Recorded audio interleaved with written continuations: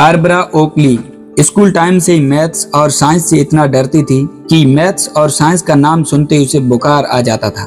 Graduation complete करने के just 1 साल बाद उन्होंने आर्मी ज्वाइन कर ली, लेकिन कुछ सालों बाद उन्हें पता चल गया कि उन्हें प्रमोशन चाहिए। अगर वो लाइफ में बड़ा कुछ अचीव करना चाहती है तो फिर उन्हें दोबारा से अपनी स्टडीज कंटिन्यू करनी पड़ेगी।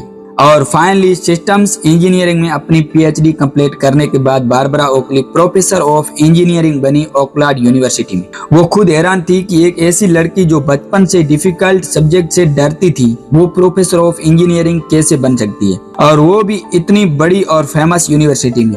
और उसके बाद उसने अपनी research neuro science and cognitive psychology से स्टार्ट करी और दुनिया के बेस्ट प्रोफेसर और साइंटिस्ट से जाकर मिली।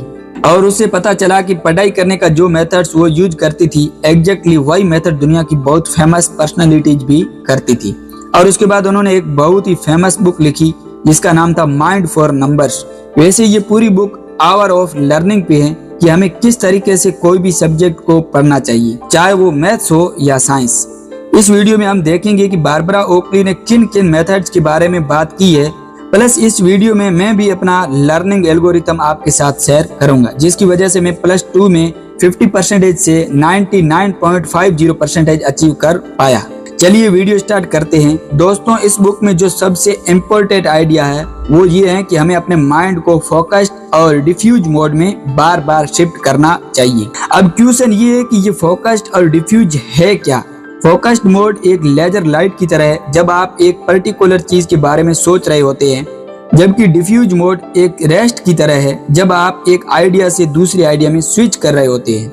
हमारा ब्रेन हमेशा इसी तरीके से काम क्यों करता है, ये समझने के लिए आपको हजारों साल पीछे जाना होगा। जब हजारों साल पहले लोग शिकार किया करते थे तो उन्हें उस शिकार से कॉन्ट्रास्ट करना पड़ता था, यानी फोकस्ड मोड, और सेकंड में उन्हें ये भी ध्यान रखना पड़ता था कि कोई खतरनाक जानवर उन पे ना हमला कर दे, यानी डिफ्यूज मोड। और हमें बार बार इंसान के ब्रेन को फोकस्ड और डिफ्यूज मोड में शिफ्ट करना पड़ता था, और इसलिए हमारा ब्रेन हजारों सालों से प्रोग्राम में है। इस फोकस्ड और डिफ्यूज मोड में शिफ्ट होने के लिए अगर हम इसे ये प्रोवाइड नहीं करते हैं तो हमारी लर्निंग स्किल बहुत ही ज्यादा कम हो जाती है। तो यहाँ क्वेश्चन ये बनता है कि हम इस टेक्निक को अपनी रियल लाइफ में यूज कैसे करें। इसके लिए बारबरा ने एक पेंटर का एग्जाम्पल दिया है जिसका नाम था सैल्वर डेली।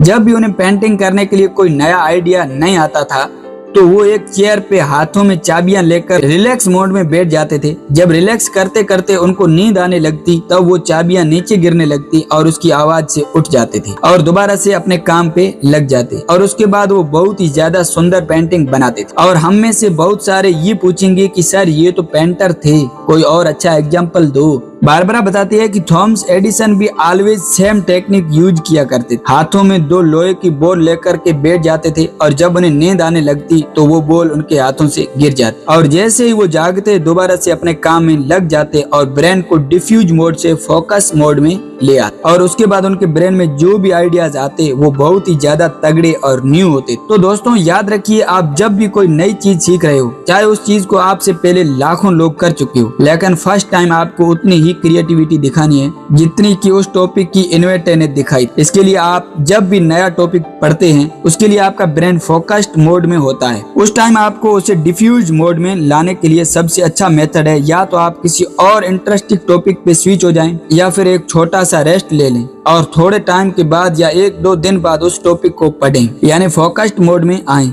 चलिए दोस्तों, अब वो 2 स्टेप देखते हैं जिसका इस्तेमाल मैं भी करता हूँ। जब भी हम एक नया चैप्टर स्टार्ट करते हैं तो हमारे दिल में एक डर रहता है, पता नहीं कितना बड़ा चैप्टर होगा, पता नहीं कितने आर्टिकल्स होंगे, पता नहीं कब जाकर ये खत्म होगा। तो इन सब का सॉल्यूशन है स्टेप 1, यानी अंडरस्टैंडिंग। ये स्टेप कहता है कि सबसे पहले हमें अपने चैप्टर को कंडेंस करना पड़ेगा, यानी स्टार्टिंग में पता होना चाहिए कि हमारे इस चैप्टर में कितने आर्टिकल्स हैं और पहले आर्टिकल्स में क्या है, दूसरा आर्टिकल्स क्या कह रहा है और तीसरे में इसी तरह, और इंसर्ट समरी और इन शॉर्ट समरी, क्योंकि अब हमें इनसे डर नहीं लगेगा। दोस्तों, किसी भी आर्टिकल की समरी हम 2 या 3 लाइनों में ही बनाते हैं। उसके बाद आता है स्टेप 2, मेमोराइज, यानी जैसे ही हम स्टेप 1 कंप्लीट करते हैं हमें पता चल जाता है कि इसमें कितने रटे वाले क्वेश्चन हैं और कितने समझने वाले, और वो सब्जेक्ट पे डिपेंड करेगा। अगर कोई हिस्ट्री वाला सब्जेक्ट है तो उसमें ज्यादा मेमोराइज वाला पार्ट है, और अगर कोई फिजिक्स का मेथड्स है तो उसमें ज्यादा समझने वाला पार्ट है।